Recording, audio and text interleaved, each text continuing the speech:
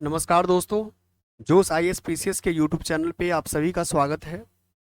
हम लोग अपने यूपीएससी ईपीएफओ के पीवाईक्यू सीरीज को आगे बढ़ाते हुए हम लोग आज जो 2012 में जो एग्ज़ाम हुआ है एपीएफसी का, असिस्टेंट प्रोविडेंट फंड कमिश्नर का एग्ज़ाम जो हुआ है ईपीएफओ के द्वारा, उसका आज इंग्लिश वाले सेक्शन करेंगे। इससे पहले हम लोग कंप्लीट कर चुके हैं 2021 का, 2017 का, 2015 का, जो आप लोग टेली देख सकते हैं प्लेलिस्ट में जाकर के। आज हम लोग ये करते हैं। फर्स्ट इसमें पैसेज है, क्योंकि 2021 में भी पैसेज नहीं था, 17 में भी नहीं था, 15 में भी पैसेज नहीं था। इसमें पैसेज है दोस्तों, थोड़ा सा चेंजिंग है पैटर्न को लेकर के, लेकिन हम लोग देखते हैं पैसेज क्या है। सो पैसेज हम लोग पहले पढ़ते हैं। पैसेज इसमें 4 क्वेश्चन दिया हुआ है। इसमें कहता है, it has been rightly said that we spend the first half of our lives trying to understand the older generation and the second half trying to understand the younger generation. Youth has always felt somewhat exalted with age, and age has always been suspicious of youth. With their natural ebullience and impatience, a majority of young people are keen to act and learn on their own rather than be guided the experience of their elders. ठीक है, the older people being more at home with words rather than with action. कहता है कि often makes noises about the problems of youth. In every generation old men are found shaking their hoary heads and waxing nostalgic about the good old days when young people live better and saw due reverence to age and tradition in all ages. Whenever they have pondered over the wages of youth, they have foreseen nothing but renunciation staring the world in its face. And yet the world goes on. Every generation passes from spontaneously and exuberance of youth to the caution and prudence of old age, and then yields place to the next. दोस्तों, ये older generation, जो generation gap की जो बात की जा रही है, ये जनरेशन गैप से रिलेटेड बातचीत है। ये जनरेशन गैप से रिलेटेड बातचीत है। क्यों गैप से रिलेटेड मैं बोला? क्योंकि यहाँ एक तरफ ओल्डर की बात हो रही है और एक तरफ यंगर की बात हो रही है। ठीक है, अब हम लोग देखते हैं आगे बढ़ करके क्वेश्चन में क्या है। 76 नंबर क्वेश्चन क्या कहता है? 76 नंबर क्वेश्चन कहता है कि what according to you is the theme and the idea of the passage. अभी जस्ट मैंने क्या कहा कि पूरी जो पैसेज पढ़ने के बाद मुझे जो समझ में आया, ये क्या sorry, ये कह रहा है ये जनरेशन गैप से रिलेटेड, इसीलिए इसका आंसर क्या होगा? जनरेशन गैप होगा। ये प्रॉब्लम सी ऑफ द यूथ ऐसा नहीं है, ये यूथ की प्रॉब्लम नहीं है। नेक्स्ट हम लोग चलते 77 नंबर क्वेश्चन। ये कहता है, the older generation is suspicious about the younger generation. जो पुराने जनरेशन है वो नए जनरेशन को लेकर सस्पिशियस है। एज द यंगस्टर्स लैक, किस चीज को लेकर के है? तो आप देखे होंगे इससे पहले हम लोग इम्पैशंस की बात की है। यानी क्या उनमें क्या है? यंगर जनरेशन, उनका मानना है, ओल्डर जनरेशन का मानना है यंगर जनरेशन के पास क्या है? पैसेंस नहीं है। यानी लैक ऑफ किसका? पैसेंस की कमी है। ठीक है, जस्ट हम देख सकते हैं कि यहाँ पे लिखा भी है। क्या लिखा हुआ है? ये यहाँ देखिए क्या लिखा हुआ है, इम्पैशंस। ठीक है, हम लोग आगे बढ़ते हैं। 78 नंबर क्वेश्चन। 78 नंबर क्वेश्चन में क्या कहता है? The author seems to be supportive of the idea. अब क्या कहता है यहाँ? सपोर्टिव ऑथर किस चीज के बारे में कहता है कि आइडिया होना चाहिए ऐसा? कहता है कि अब देखिए, the people of the older generation are men of words rather than action. ऐसा नहीं है। कहता है कि the younger generation is impatient. अब इम्पेशेंट ऐसा नहीं है कि मतलब है ही नहीं, बट यहाँ पर क्या सपोर्टिव आइडिया क्या है? कहता है the younger generation today is much misunderstood and more maligned than it's deserve. ये बात हो रही है, उनका ऐसा मानना है कि जो यंगर जनरेशन है ये मिसअंडरस्टूड है। ये मतलब समझने में उतना सही नहीं है। मतलब ऐसा किनका मानना है? ऑथर का मानना है दोस्तों। मतलब अकॉर्डिंग टू दिस पैसेज, इसीलिए इसका आंसर क्या होगा? सी होगा। चलते हैं हम लोग आगे 79 नंबर क्वेश्चन। 79 नंबर क्वेश्चन क्या कहता है?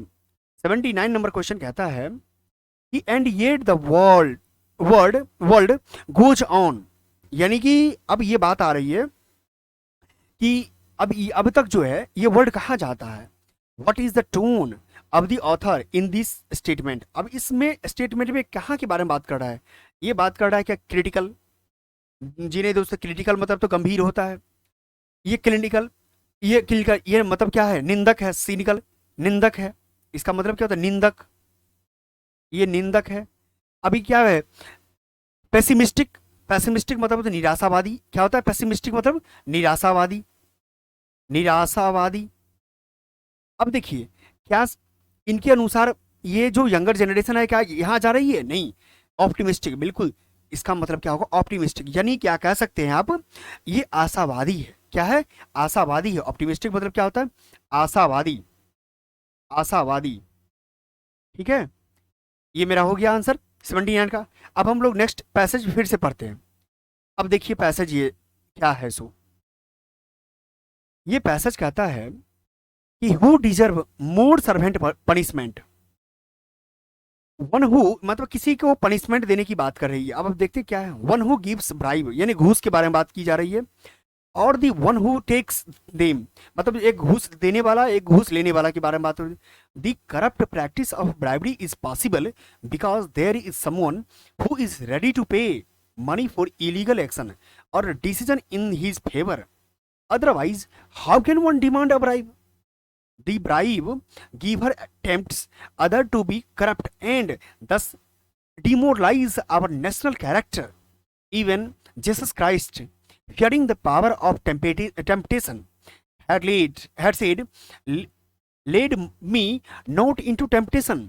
A bribe giver is generally moneyed and influential, while on the other hand, one who demands bribe does so because of his poor circumstances, and यहाँ poor circumstances की बात की जा रही है, and compulsions. Hence, one who gives bribe should be awarded more severe punishment. यहाँ more severe पे अगर लेता severe punishment की बात हो रही है, because he exploits the weakness of the poor people, यानी कि उसके गरीबी को क्या करता है कि खा जाता है।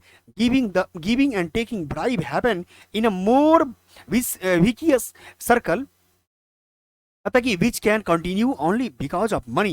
Naturally, therefore, it is a offense that greases this wheel of corruption and should accordingly be dealt with firmly and suitably punished to put a stop to his nefarious practice.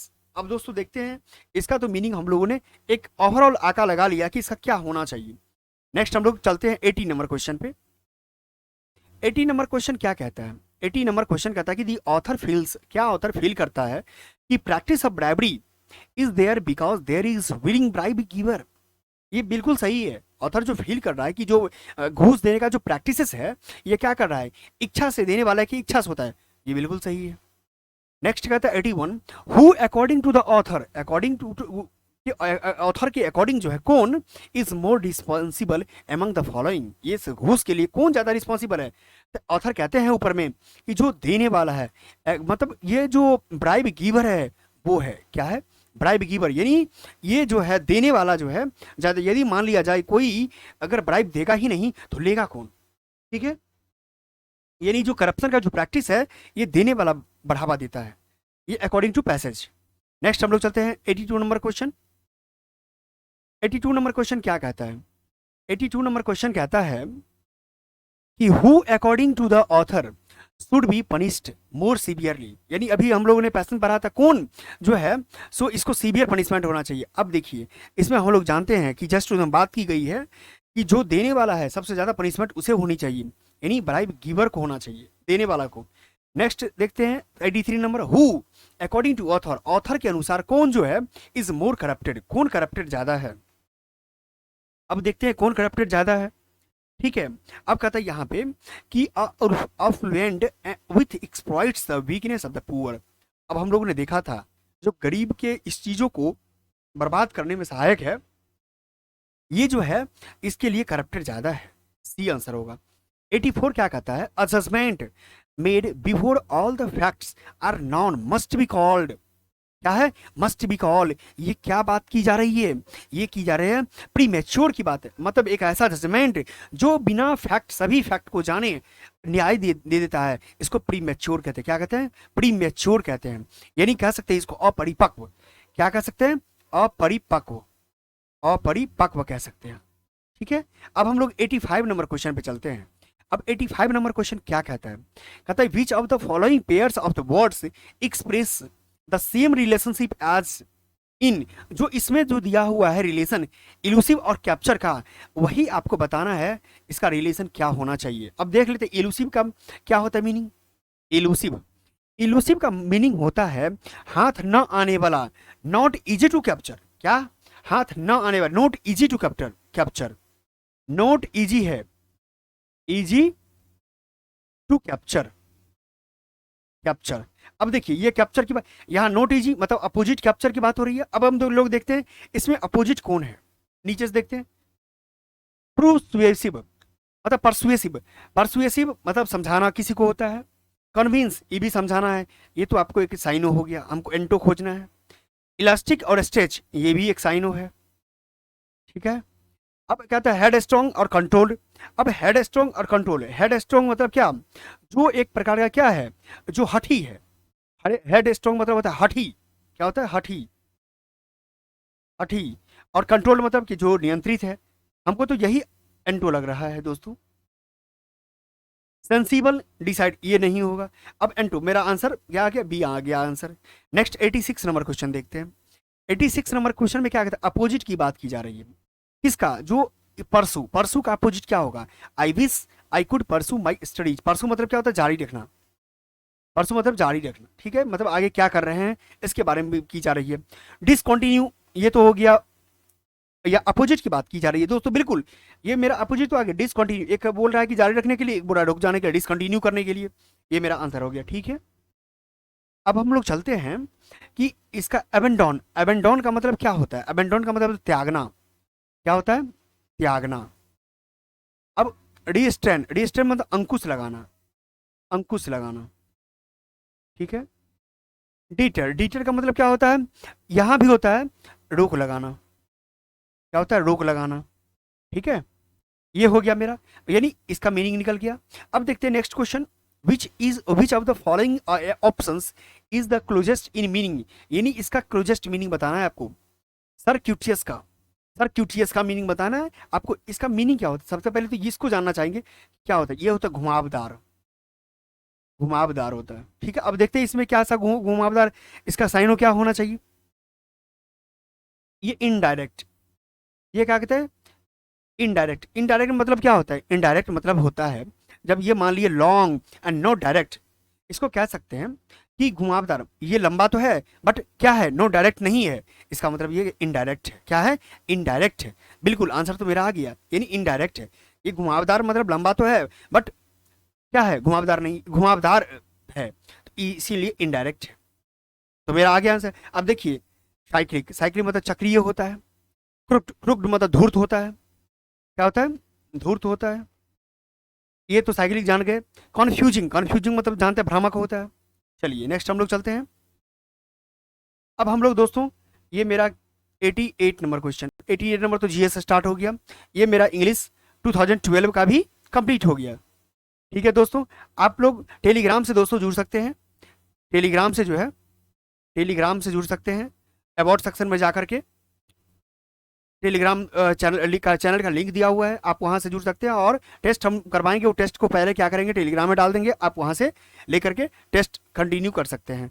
2 जुलाई को एग्जाम है, इसके लिए अधिक से अधिक test अभी देना चाहिए और PYQ का एनालिसिस देखना चाहिए। ठीक है, धन्यवाद दोस्तों। यहाँ तक साथ बने रहने और कंप्लीट वीडियो देखने के लिए आप सभी का बहुत बहुत धन्यवाद। मुझे आशा और विश्वास है कि आपको यह वीडियो बहुत अच्छा लगा होगा। साथ ही अगले सेशन में कौन से टॉपिक पर वीडियो चाहते हैं उससे अपना कमेंट ज़रूर दें, जिससे कि हम आप सभी के लिए तैयारी में सहायक बन सके।